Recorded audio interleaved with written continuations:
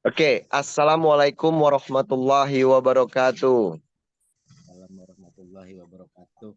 Baik, kami dari kelompok 7 akan mempresentasikan makalah yang bertujuan untuk memenuhi tugas sistem penunjang keputusan atau SPK. Adapun dari judul makalah yang kami buat ini adalah nilai dari performan untuk pengangkatan ERO The Next Leader. Tugas makalah ini diampu oleh dosen kami yaitu Ibu Yumi Novita Dewi Eskom Mkom. Dan makalah ini disusun oleh Masri, Mardiansah, Abdul Hajiz, dan Dewi Rianti. Adapun tujuan dan latar belakang dari makalah ini adalah kami mengambil data dari perusahaan Era Jaya, PT Era Jaya. Nah, tujuannya adalah untuk mengangkat ERO. Nah, ERO itu adalah Era Jaya Representative Officer.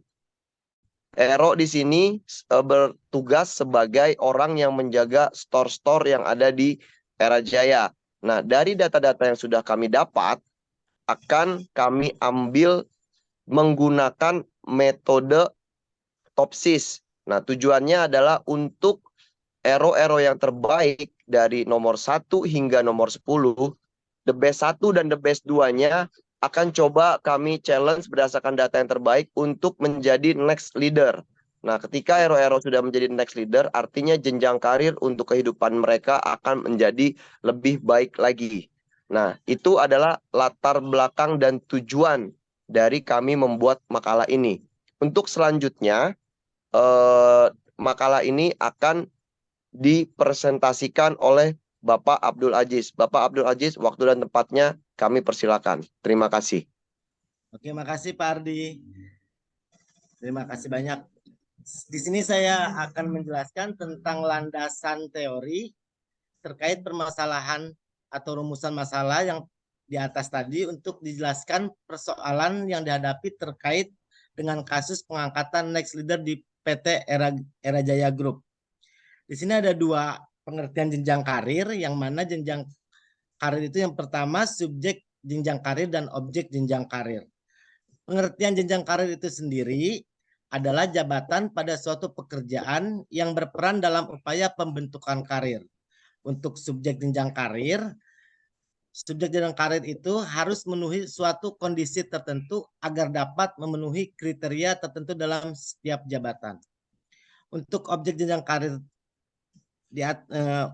untuk jenjang karir atau objek jenjang karir merupakan sasaran pokok dari jenjang karir atau sebuah prestasi karyawan agar meningkatkan semangat serta loyalitas kalian dalam bekerja.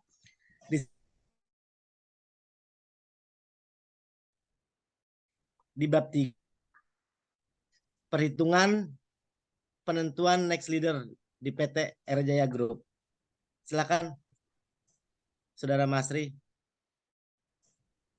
Oke, baik. Lanjut ya teman-teman. Jadi tadi sudah dijelaskan latar belakang, tujuan serta masalahnya apa, dan selanjutnya pembahasan yang akan kita bahas. Ini adalah yang paling terpenting untuk dari pembahasan makalah ini. Nah, yang pertama metode penelitian. Jadi dalam perhitungan yang kita buat di makalah ini, kita menggunakan metode namanya Topsis. Ya, jadi sebelum kita membahas tentang metode Topsis itu, ya, maka di sini saya akan menjelaskan dulu apa itu metode Topsis. Ya, metode Topsis adalah salah satu metode pengambilan keputusan multi kriteria.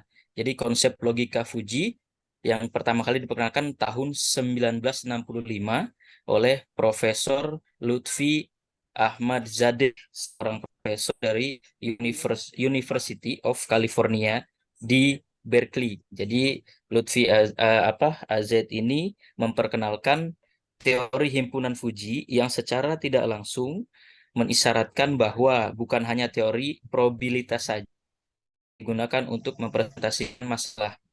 Ketika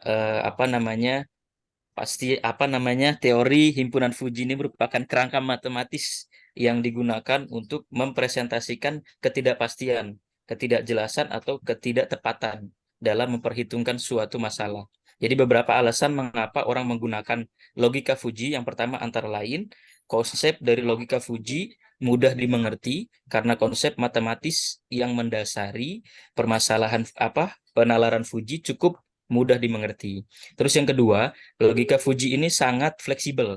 Jadi artinya mampu mengadaptasi dengan perubahan-perubahan dan ketidakpastian yang menyertai permasalahan.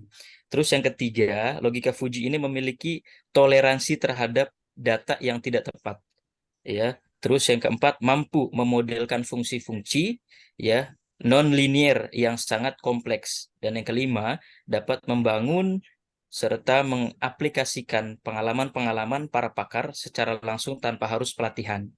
Ya, terus yang keenam, dapat bekerja sama dengan teknik-teknik kendali konvensional.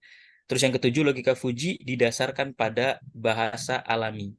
Ya, jadi multiple kriteria decision making atau MCDM adalah suatu metode pengambilan keputusan untuk menetapkan alternatif terbaik. Ya, jadi MCDM ini banyak sekali macamnya. Cuman kita ambil yang pertama yang kita ambil pada saat ini adalah menggunakan metode Topsis, perhitungan-perhitungan metode Topsis. Jadi selanjutnya ini adalah data-data yang kita ambil, ya, yang kita perhitungkan untuk pengangkatan Aero menjadi sebuah leader. Ya, data yang saya ambil atau kami ambil ini adalah dari perusahaan langsung, yaitu PT Era Jaya Group. Ya, datanya ya saya beberkan. Oke, datanya ini teman-teman semuanya, Bapak Ibu dosen. Jadi bahwasanya data sebenarnya banyak, ada sekitar seratusan atau lebih, bahkan bisa lebih seratusan ya. Tapi yang kita ambil adalah 10 saja. Karena mungkin ini kita hanya membuktikan atau membuat contohnya saja agar menjadi acuan untuk nanti membuat sebuah perhitungannya. Jadi ini datanya, ya. Nama data alternatif yang akan kita ambil ini dari Imam 10 ke bawah yang akan kita ambil. Kriteria-kriterianya, oke. Jadi di sini langsung saja perhitungan di Excel-nya. Ini adalah perhitungan manualnya. Ya, di sini saya sudah meringkas. Yang pertama kriteria yang akan kita ambil penilaiannya adalah refreshment produk, refreshment soft skill, weekly quiz store atau tokonya, terus weekly quiz. Oke, nah ini adalah kriteria yang akan kita ambil atau kriteria yang dinilai dari perusahaan Era Jaya ini. Data alternatifnya yang tadi saya sebutkan dari 1 sampai dengan 10 ada Imam Stapi sampai dengan Aulia Azahra. Nah, jadi untuk semua ini data alternatif serta kriteria bahwa bobotnya kita sudah tentukan juga ini dari perusahaannya langsung dan tipenya kami tentukan. Yang pertama refreshment produk itu cost, ya, refreshment soft skill sampai dengan weekly quiz ini adalah benefit, ya. Jadi bobotnya ada 20, 40, 15, 15 dan 5. Jadi totalnya adalah 100%. Sehingga di sini ada yang pertama ada Imam Syafi'i, ya. Ini adalah data-data atau nilai-nilai yang kita dapat dari data tadi yang saya tampilkan. Selanjutnya, langsung saja kita ke perhitungannya. Nah, untuk mendapatkan matriks R, ya, ternormalisasi, kita menggunakan rumus yang pertama RIJ sama dengan XIJ dibagi akar sigma M yang sigma M I sama dengan 1 XIJ pangkat 2. Nah, ini sebelum kita membahas ke sini, kita tentukan dulu pembaginya, ya, yaitu akar sigma M ini dari I sama dengan 1 sama dengan I sama dengan 1 X IJ pangkat 2. Nah, ini kita hitung itu dulu, ya. Yang pertama pembaginya. Oke, dari sini kita tentukan sama dengan, kalau kita mau menggunakan akar itu, rumus di Excel-nya adalah SQRT atau SQRT lah gitu beratkan. Ya, sama dengan SQRT, buka kurung, C8. C8 ini adalah data atau nilai dari refreshment produk. Oke, refreshment produk. Jadi kita membuat satu-satu atau satu-satu kriteria menjadi pembagi di bawahnya.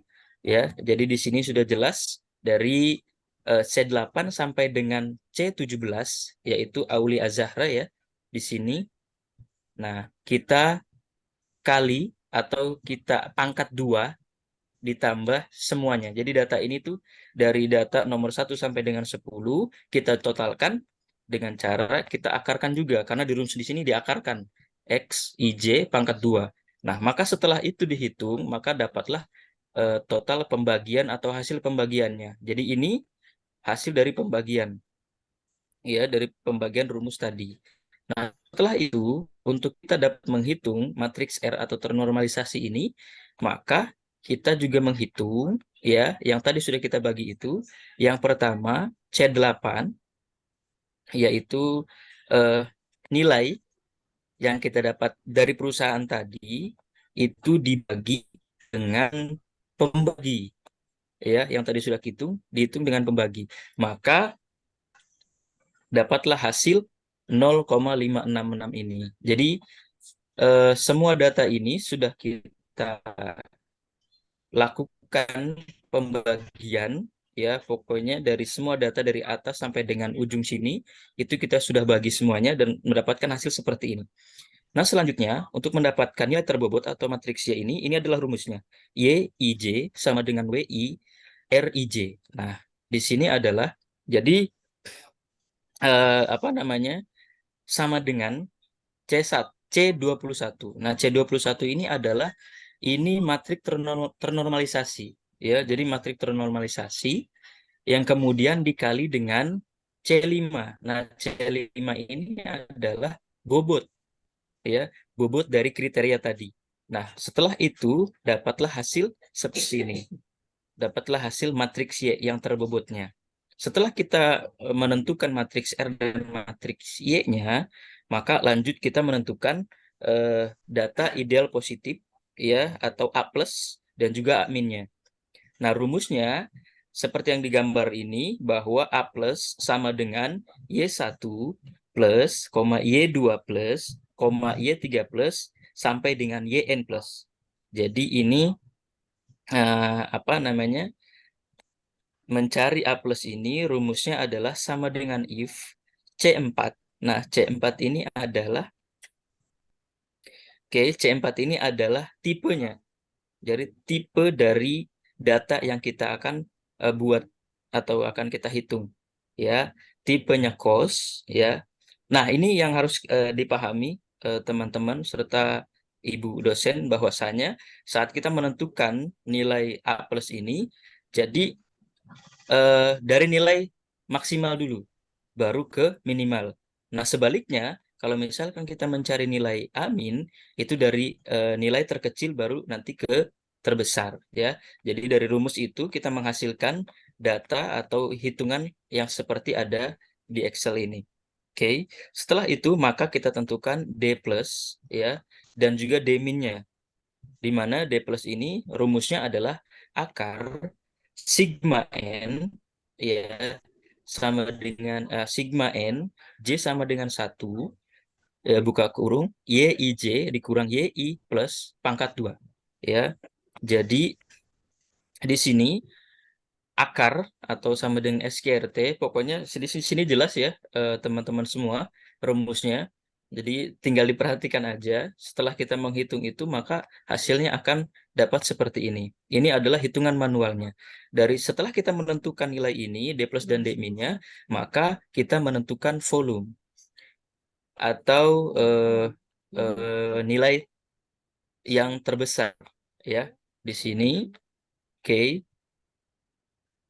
Nah, maka setelah data ini kita dapat, maka kita membuat sebuah rank, ya, mana yang nomor 1, mana ranking 1 dan ranking kedua. Dan itu penentuan data terbaik yang untuk mengangkat dari arrow ke leader. Ini adalah perhitungan manualnya. Setelah kita membuat perhitungan manualnya, maka dari itu langsung kita membuat sebuah sistem. Ya, sistem ini dibuat sesuai dengan perhitungan manual tadi. Jadi ini tampilannya seperti ini, ya, Bapak Ibu atau teman-teman semua. bahwa yang pertama kita memasukkan kriterianya terlebih dahulu. Jadi ada kodenya, kriteria, bobot, serta jenis. Ya, di sini pun kita sediakan aksi untuk nanti edit datanya. Ya, habis itu serta menghapus data. Nah, setelah data kriteria dan bobot serta jenisnya kita buat atau kita tentukan, maka langsung ke data subkriteria.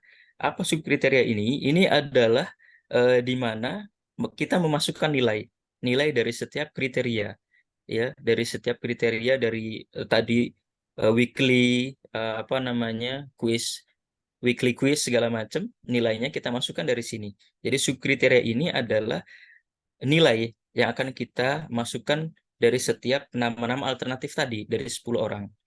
Ya, nah ini adalah data alternatifnya. Jadi kita masukkan data alternatif di sini. Jadi kita sediakan menu itu satu-satu, Bapak Ibu, teman-teman semua, agar memudahkan penggunanya. Ya, data alternatif ini nanti dimasukkan nama yang tadi 10 orang atau bisa lebih. Bisa 100 orang pun bisa.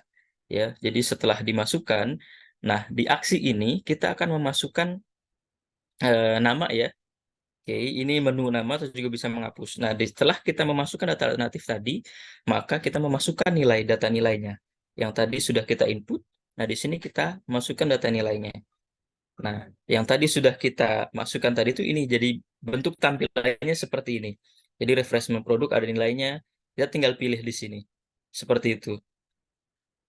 Ya, setelah itu masuk ke data perhitungan. Ya, di sini data perhitungan, matriks, keputusan, ya, ada nama alternatif, ada datanya, ada kriterianya. Ini kriteria tadi ya, tapi di aplikasi ini kita sebutnya dengan kode, ya, tapi tetap sama. Oke. Terus ini bobotnya seperti tadi. Setelah itu matriks R. Nah, ini teman-teman semua bisa kita bandingkan dengan yang tadi hasilnya. Ini hampir sama. Misalkan contoh dari sini di Imam Syafi'i, ya, kita bandingkan teman-teman ya. Maaf, saya share biar bisa digabung. Oke, ini hitungannya teman-temannya bisa dilihat. Kita menghitung matriks R-nya. Nah, oke, dari Imam Syafi'i sudah terdapat ya matriks R-nya bahwa 0,5661. Ini bisa dicek, bisa disamakan. Oke, setelah itu sama, oke dicek ya. Sama semua ya, hasilnya sama. Dan ini matriks Y-nya. Oke, 11, 32, 30. Oke, sama. Semuanya sama. Solusi ideal positifnya, A plusnya, ini sama. Solusi ideal negatifnya pun sama. Bisa dilihat. Ya. Terus jarak ideal positif. Ya. Ini jarak ideal positif. Oke, sama. 16, 35, 16. Bisa dicek. Terus selanjutnya jarak ideal negatifnya. Ini pun sama. 27, 36, 19. Oke, dan kedekatan relatif terhadap solusi ideal positif atau dirumuskan dengan V. Ya, ada Imam Syafi'i di sini 0,6259. Sama, hitungannya pun sama dengan manual. Jadi setelah kita samakan hitungan ini dengan hitungan manual, maka eh, kita tentukan hasilnya. Oke, jadi di sini sudah ditentukan hasilnya, sudah ada ranknya juga dan sudah diurutkan sesuai. Dan ini kan kita di manual rankingnya belum berurutan, tapi sini sudah ada namanya ya. Dari satu itu Adelia Cahyani. Jadi di sini bisa dilihat Adelia Cahyani ranking ke satu. Ya, ada yang kedua ada Imam Syafi'i. Oke, itu ranking kedua. Jadi eh, ini adalah perhitungan-perhitungan yang secara manual yang secara sistem sudah kita buat atau kami buat tentunya dengan data-data yang telah dihasilkan dari perusahaan-perusahaan yang kita teliti ya, dari perusahaan khususnya perusahaan Era Jaya Group untuk pengangkatan Ero menjadi sebuah leader atau seorang leader. Ya, itu pembahasan dari bab 3. Selanjutnya bab 4 akan dijelaskan oleh Mbak Dwi Rianti. Dipersilahkan.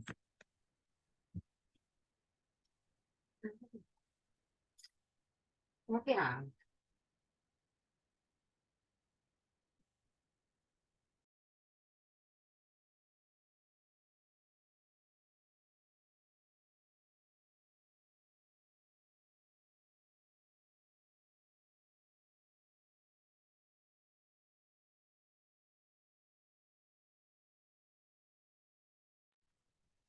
Oke, di sini saya akan menampilkan dari perancangan sistem SPK. Yang pertama, ini adalah tampilan antarmuka. Yang pertama ini adalah halaman login. Berikut adalah tampilannya. Kemudian ada halaman dashboard.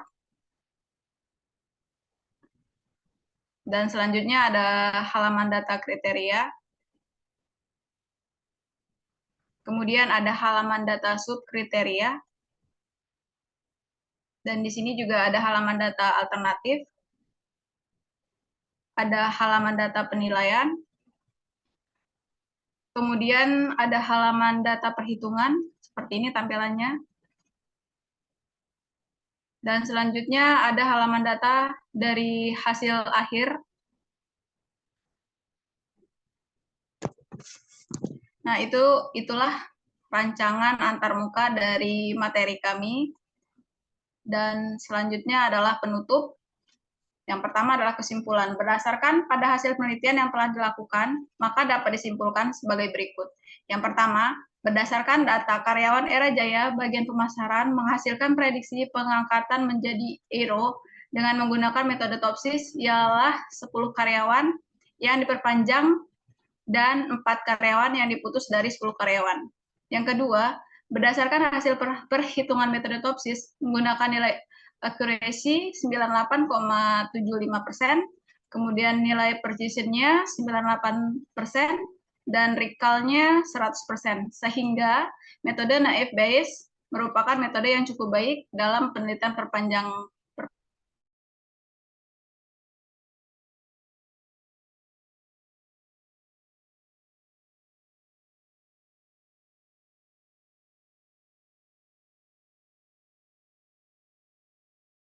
Yang pertama, pada penelitian selanjutnya dapat mencoba menggunakan data-data dengan kondisi data yang berbeda dan dengan jumlah data yang lebih besar lagi, sehingga nilai data yang dihasilkan selanjutnya dapat menghasilkan tingkat akurasi yang lebih tinggi.